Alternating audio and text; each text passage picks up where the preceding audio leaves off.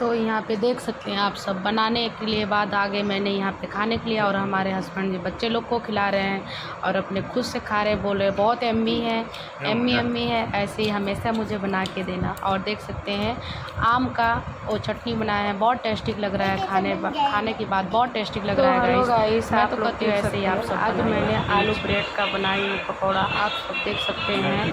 आलू मैंने उबाल चुकी हूँ और ब्रेड को ले रही हूँ अभी ग्राइंड करने के लिए। और यहाँ पे हमारे हस्बैंड जी छील रहे हैं पपैया, तो इसको अभी हम खाने के लिए आ गए, नाश्ता करने के लिए। आप सब देख सकते हैं अभी हमारे बच्चे भी खा रहे हैं, हम दोनों भी खा रहे हैं। इसके बाद हम गए फिर आलू मैश करने के लिए, तो हाथों से मैंने मैश की हूँ।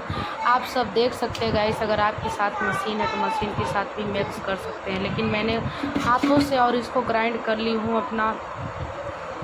अपना ग्राइंड करके, ये क्या बोलते हैं, ब्रेड को। और यहाँ पे मिर्चा कटिंग है, यहाँ पे धनिया पत्ती और लहसुन अदरक का पेस्ट है, और 4 आलू बचाई हूँ चोखा बनाने के लिए। तो यहाँ पे दाल है, दाल बनाऊँगी तो। और यहाँ पे देख सकते हैं टाटा का मेरा नमक है, इसलिए थोड़ा वाइट दिख रहा है। सीधा नमक मेरे हस्बैंड जी नहीं खाते, उनको बास मारता है। तो गाइस यहाँ पे अभी मैंने देख सकते हैं आप सब कितने अच्छे से मिक्स कर रही हैं। मिक्स करने के बाद आप सब देख सकते हैं ये अभी मैश हो गया मेरा। अब इसको हम रखेंगे फ्रीज़र में ढक के 15 मिनट के लिए। अगर आपके पास फ्रीज़ नहीं है तो कोई बात नहीं, इसको सेफ होने के लिए आप बाहर भी रख सकते हैं थोड़ा ढक के।